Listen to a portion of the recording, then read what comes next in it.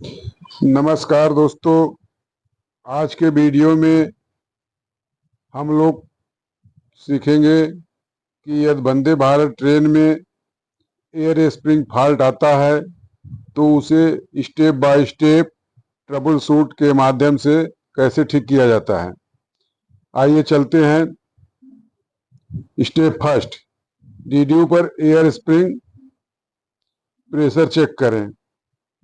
सबसे पहले driver display unit DDU में जाकर एयर स्प्रिंग प्रेशर की जांच करेंगे, जैसा कि चित्र में दिखाया गया है। डीडीयू में जिस एयर स्प्रिंग का प्रेशर कम दिखाई दे उसी एयर स्प्रिंग को फॉल्टी मानकर आगे की जांच करेंगे। स्टेप 2 में हम देखेंगे फॉल्टी एयर स्प्रिंग की पहचान करें। डीडीयू में दिखाई दे रहे फॉल्ट के अनुसार यह पहचान करें कि कौन सा एयर स्प्रिंग प्रभावित है। अब उसी कोच और बोगी में जाकर फिजिकल इंस्पेक्शन करेंगे, अर्थात उसको जाके पूरी तरह से चेक करेंगे। आइए अब हम लोग फॉल्टी कोच पर चलते हैं। स्टेप 3, एयर बैलों की फिजिकली जांच करेंगे। अब संबंधित एयर बैलों की अच्छी तरह से जांच करेंगे और देखेंगे कि एयर का लीकेज कहाँ कहाँ से है। एयर का लीकेज एयर स्प्रिंग या एयर पाइप डैमेज है या एयर बैलो फटा हुआ है या किसी प्रकार की खराबी तो नहीं है, जैसा कि चित्र में दिखाया गया है। इसके साथ एयर स्प्रिंग टेस्ट पॉइंट की भी जांच करेंगे, क्योंकि कभी कभी एयर स्प्रिंग टेस्ट पॉइंट भी टूटा हुआ मिल जाता है, जैसा कि चित्र के माध्यम से दिखाया गया है। यदि जांच के दौरान एयर स्प्रिंग या एयर लीकेज मिलती है कहीं से, तो संबंधित बोगी के एयर स्प्रिंग को आइसोलेट करेंगे। देखिए, आइसोलेटिंग काक को चित्र के माध्यम से दिखाया गया है।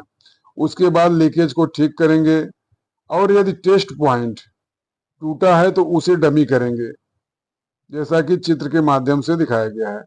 डमी प्लग उपलब्ध न होने की स्थिति में चित्र के अनुसार अर्थिंग कवर बॉक्स से खोलकर उसे निकाल लेंगे और उस स्थान पर टेप लगा देते हैं, और जो डमी प्लग निकाला गया है उसे टेफ्लॉन टेप के माध्यम से टेस्ट पॉइंट में लगाकर लीकेज को बंद कर सकते हैं।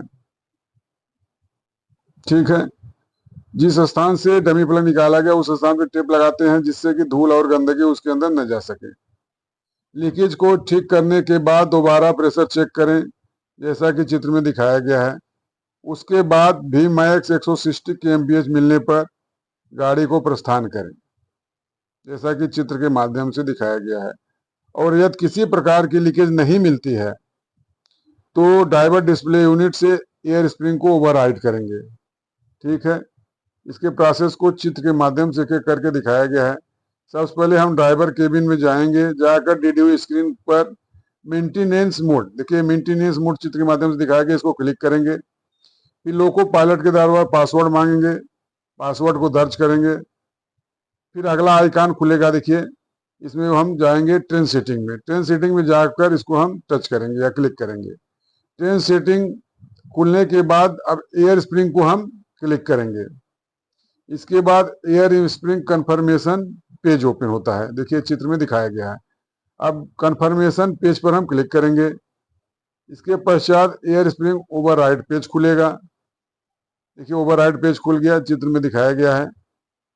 एयर स्प्रिंग ओवरराइड पेज पर क्लिक करेंगे। एयर स्प्रिंग उसी के कोच का ओवरराइड करेंगे जिस कोच में प्रॉब्लम है, देखिए चित्र के माध्यम से दिखाया गया है। कल्पिट कोच ओवरराइड चुनेंगे। ओवरराइड होने के उपरांत एग्जिस्ट मोड पर क्लिक करेंगे। ये सब प्रोसेस करने के बाद भी मैक्स 140 kmph उपलब्ध हो जाएगा। अब ट्रेन चलने के लिए रेडी है। स्टेप 6, बोगी के एयर स्प्रिंग को आइसोलेट करें। ओवरराइड करने के बाद संबंधित बोगी में एयर स्प्रिंग को आइसोलेट करेंगे। अब आगे की प्रक्रिया सिस्टम के अनुसार अलग अलग होगी।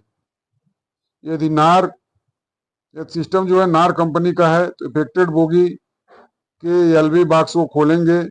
इसके बाद एयर स्प्रिंग काक को 90 डिग्री घुमाकर आइसोलेट करेंगे। जैसा कि चित्र के माध्यम से दिखाया गया है।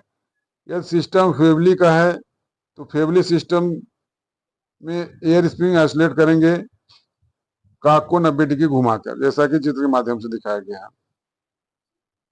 पुनः फाइनल चेक अब दोबारा डीडीयू में जाकर करेंगे। यदि सभी आवश्यक पैरामीटर सामान्य हैं और कोई भी नया फॉल्ट नहीं है तो ट्रेन सुरक्षित रूप से संचालन के लिए तैयार है। धन्यवाद। जय हिंद।